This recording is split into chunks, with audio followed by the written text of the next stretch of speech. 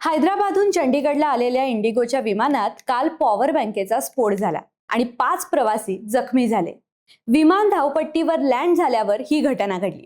या स्फोटानंतर केबिनमध्ये बघता बघता चांगलाच धूर पसरला आणि प्रवाशांमध्ये गोंधळ सुद्धा उडाला. त्यामुळे पॉवर बँकेमुळे विमानात आग लागू शकते का? विमानात प्रवास करण्यापूर्वी कोणत्या गोष्टी चेक केल्या पाहिजेत? काय कॅरी करायचं, काय टाळायचं? काहीतरी वेगळं जाणवलं तर काय करायचं? यापूर्वी अशा घटना घडल्या आहेत का? अशा सगळ्या गोष्टी आपण आजच्या ऑन पॉइंट मध्ये डिकोड करणार आहोत.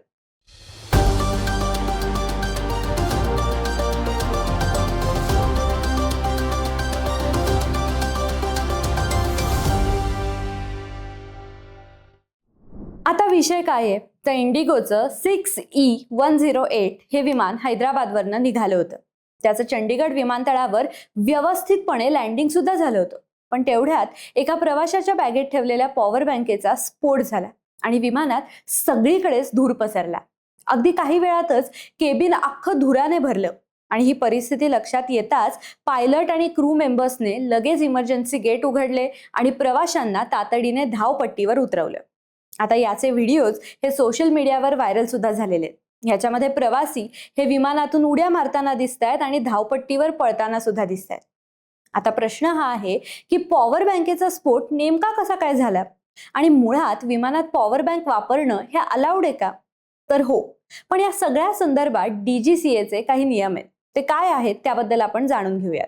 DGCAने याबाबत 4 जानेवारी 2026 रोजी काही गाईडलाईन्स जारी केल्या आणि त्यापूर्वी नोव्हेंबर 2025 मध्ये सुद्धा DGCAने डेंजरस गुड्स ॲडवायझरी इश्यू केली होती. आता या मार्गदर्शक सूचनांची गरज का पडली किंवा का पडते तर यापूर्वी देखील अशा घटना घडल्या होत्या. ऑक्टोबर 2025 मध्ये इंडिगोच्या फ्लाईटमध्ये एका प्रवाशाच्या पॉवर बँकेला आग लागली होती. त्यापूर्वी जानेवारी 2025 मध्ये सुद्धा दक्षिण कोरियातल्या एका विमानात डोक्याच्या वरच्या कंपार्टमेंटमध्ये असलेल्या पॉवर बँकेला आग लागली होती. त्याचा स्फोट झालेला, शॉर्ट सर्किट झालेलं. हल्ली ना खरं तर प्रत्येकाकडे काही ना काहीतरी इलेक्ट्रॉनिक गॅजेट्स किंवा स्पेअरच्या बॅटऱ्या म्हणा, लिथियम बॅटऱ्या असतात. त्यामुळे विमान प्रवासात लिथियम बॅटऱ्या, इलेक्ट्रॉनिक गॅजेट सुरक्षितपणे कॅरी कशी करायची याबद्दल जगभरातले ग्लोबल एव्हिएशन रेग्युलेटर्स विचार करतात आणि मार्गदर्शक सूचना बनवतात आणि जुन्या सूचना मॉडिफाय करतात.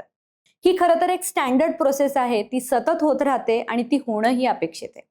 आता भारतात नागरी विमान वाहतुकीचे नियमन करण्यासाठी नागरी विमान वाहतूक महासंचालनालय ही प्रमुख वैधानिक संस्था आहे. भारताच्या नागरी हवाई वाहतुकीचे नियमन करणारी ही संस्था आहे. विमानांचं रजिस्ट्रेशन करणं, वैमानिक, विमान देखभाल अभियंते, हवाई वाहतूक नियंत्रकांना परवाने जारी करणं, विमानतळांचं स्टँडर्डायझेशन करणं, झालेल्या अपघातांची चौकशी करणं असं सगळं हे DGCA करतं. म्हणजेच सुरक्षा, सेफ्टी संदर्भातल्या सगळ्या गोष्टी DGCA ॲड्रेस करते. आता विमानात पॉवर बँक वापरण्याबाबत DGCA आपल्याला नेमकं काय सांगतं तर विमानात तुम्ही पॉवर बँक, सुट्ट्या, स्पेअर बॅटऱ्या डेफिनेटली कॅरी करू शकता. पण त्या तुम्हाला ओव्हरहेड कॅबिनेटमध्ये म्हणजे डोक्याच्या वरच्या कप्प्यात अजिबात ठेवता येत नाहीत.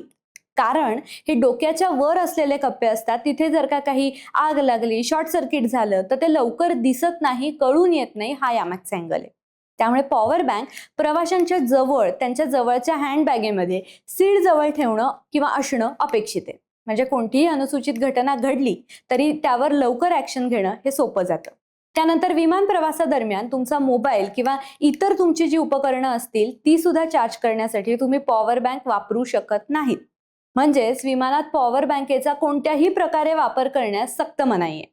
आणि लास्टली, विमान कंपनीने सुद्धा प्रवाशांना सुरक्षेसंदर्भात, सेफ्टी संदर्भात या सर्व सूचना खरं तर आधीच सांगणं अपेक्षित आहे. म्हणजेच प्रवाशांनी विमान प्रवास करण्यापूर्वी नेमकं काय लक्षात ठेवायचं तर पॉवर बँक, स्पेअर बॅटऱ्या या फक्त तुमच्या जवळच्या केबिन बॅगेमध्येच कॅरी करा.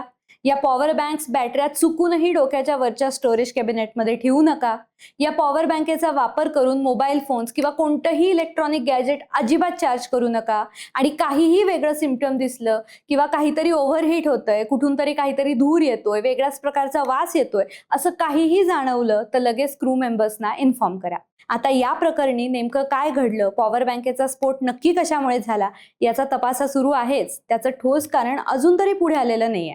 विमान कर्मचाऱ्यांनी तातडीने फायर एक्स्टिंग्विशरचा वापर करून ही आग विझवली, मात्र तोपर्यंत केबिनमध्ये मोठ्या प्रमाणात धूर पसरलेला होता. खबरदारीचा उपाय म्हणून सर्व प्रवाशांना विमानाच्या आपत्कालीन स्लाइड्सवरनही खाली उतरवण्यात आलं.